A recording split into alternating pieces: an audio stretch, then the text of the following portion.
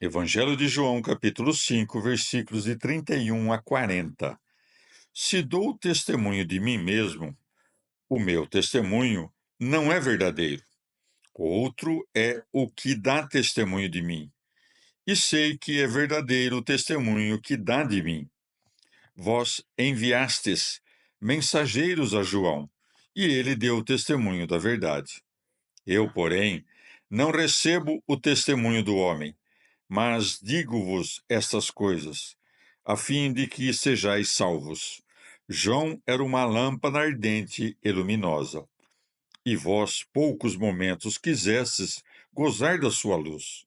Mas tenho um testemunho maior que o de João.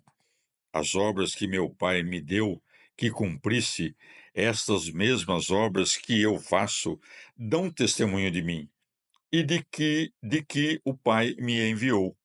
E o Pai que me enviou, esse mesmo deu testemunho de mim. Vós nunca ouvistes a sua voz, nem vistes a sua face, e não tendes permanente em vós a sua palavra, porque não credes no que ele enviou.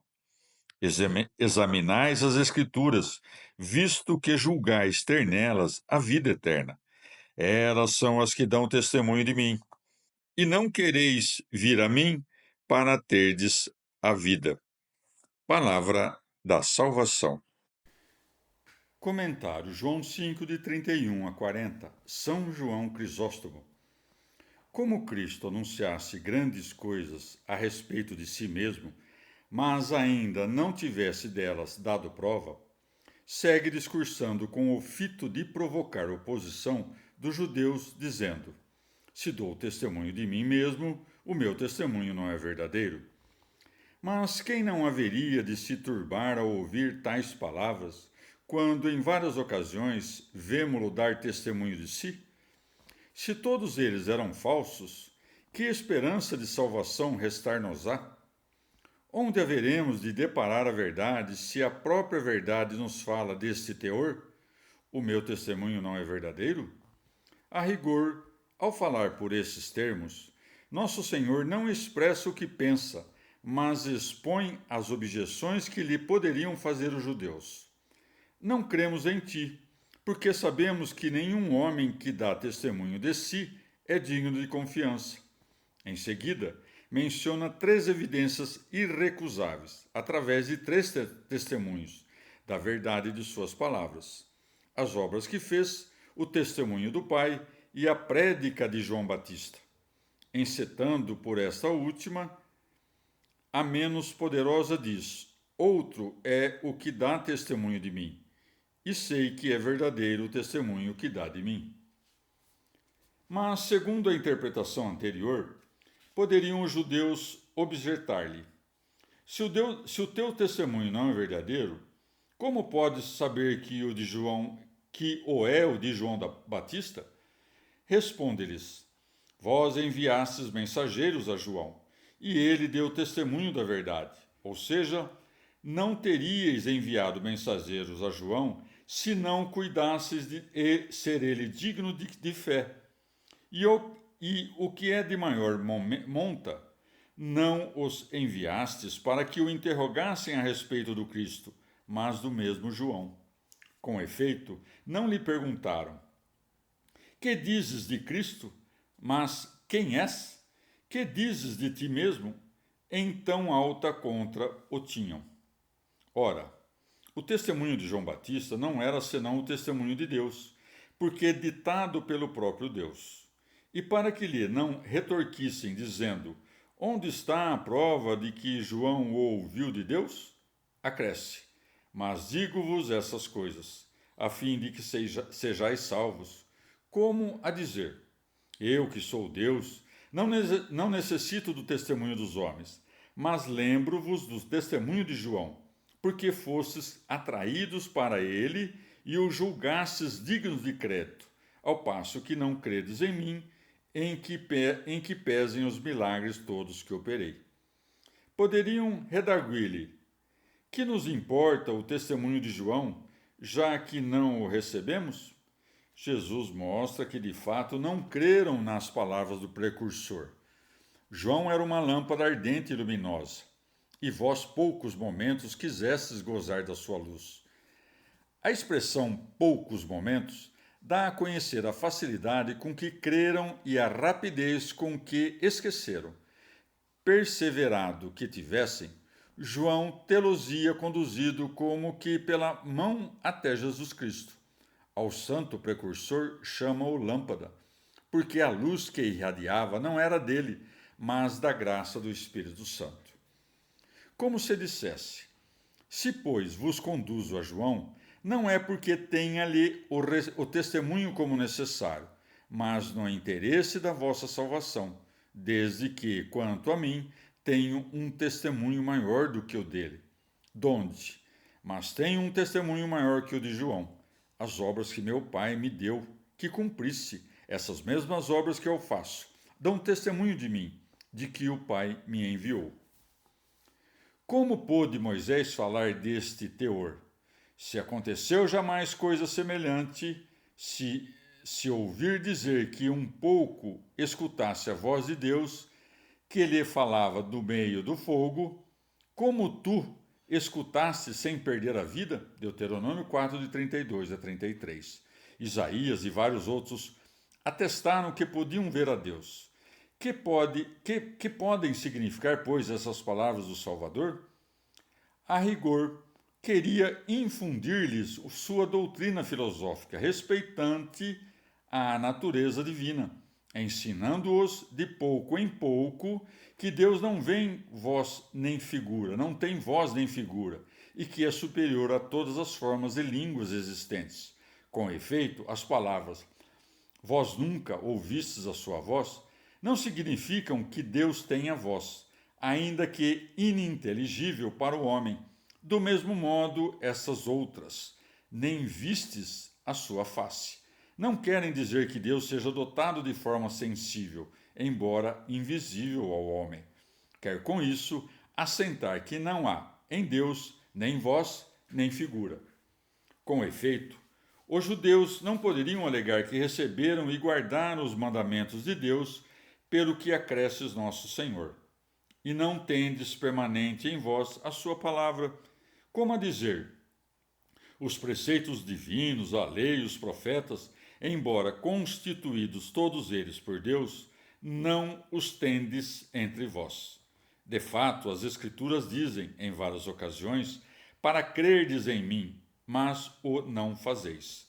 Acaso não está claro que não tendes em vós a palavra de Deus? Acresce, porque não tendes no que ele porque não credes no que ele enviou. De outro modo, podemos articular essas palavras do Salvador. Poderiam os judeus ter se dirigido ao Salvador nesses termos: como haveríamos de nos certificar de que Deus testemunhou a teu favor se não ouvimos a sua voz? Examinais as Escrituras. Disse-lhes: porventura ele não se mostrou sob o Tabor e às margens do Jordão? Contudo, de fato, não testemunharam-lhe a voz que se fez ouvir sobre o monte, quanto àquela que se fez ouvir no batismo de nosso Senhor. De feito, escutaram-na, mas não lhe deram tento. Jesus, pois, remete-os às Escrituras, os ensinando de que elas também encerram numerosos testemunhos de que deu o Pai. E é para notar que não recomenda uma simples leitura, mas um exame atento, pois os testemunhos que lá se acham dir-se-iam velados e ocultos, como um tesouro enterrado sob a letra do texto. Note-se ainda que não disse: visto que tendes nelas a vida eterna, mas julgais ter nelas a vida eterna. Deixa-lhes claro, destarte, o proveito medíocre que extraíam das Escrituras, porquanto imaginavam que a simples leitura seria suficiente para salvá-los, quando, na verdade, estavam desprovidos de fé, pelo que continua: e não quereis vir a mim, porque se recusavam a crer nele. Comentário João 5, de 31 a 40, Alcuíno. Como era Jesus Cristo Deus e homem, podemos dizer que manifestava as características próprias de cada uma dessas naturezas, ora a falar na linguagem dos homens, ora na da majestade divina. É, pois, enquanto homem que diz: se dou testemunho de mim, mesmo enquanto homem, isto é, separado daquele de Deus, meu testemunho não é verdadeiro. Pelo que acresce, outro é o que dá testemunho de mim. De fato, o Pai deu testemunho de Cristo no batismo e na transfiguração. E sei que é verdadeiro o testemunho que dá de mim, pois Deus é a verdade. E o testemunho da verdade não pode ser senão veraz. João Batista não deu testemunho de si, mas da verdade. Amigo que era da verdade, deu testemunho de Jesus Cristo, a própria verdade. Esse testemunho de João não o tem por desnecessário nosso Senhor, mas ensina aos homens que não devem se ater a João a ponto de esquecerem que Jesus Cristo é o único necessário. Por essa razão, prossegue: eu, porém, não recebo o testemunho do homem. João era como que uma lâmpada alumiada por Jesus Cristo, a verdadeira luz, a brilhar de fé e caridade nas palavras e obras suas. Foi enviado antes dele para confundir seus inimigos, segundo o que vai dito no Salmo 132. Preparei uma lâmpada para o meu ungido, cobrirei de confusão os seus inimigos. Salmo de 17 e 18. Com efeito, Jesus restitui a visão aos cegos e a audição aos surdos, solta a língua dos mudos, põe os demônios em fuga, ressuscita os mortos. Tudo isso dá testemunho dele. Poderiam os judeus retorquir-lhe: nossos pais ouviram a voz de Deus no Sinai e viram-lhe a forma no fogo. Se, portanto, tivesse Deus dado testemunho de ti, estaríamos cientes. Jesus, porém, atando-lhes, disse-lhes: e o Pai que me enviou, esse mesmo deu testemunho de mim. Vós nunca ouvistes a sua voz, nem vistes a sua face. Deus, pois, não pode ser apreendido através do ouvido, senão pela inteligência do coração, socorrida pela graça do Espírito Santo.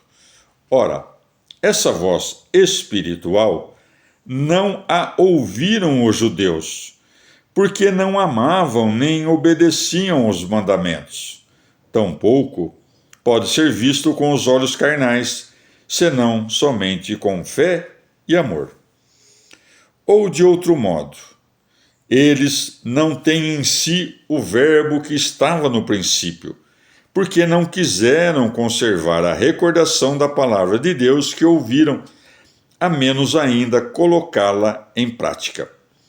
Nosso Senhor disse que tinha, a seu favor, os testemunhos de João Batista, de suas obras e de seu pai.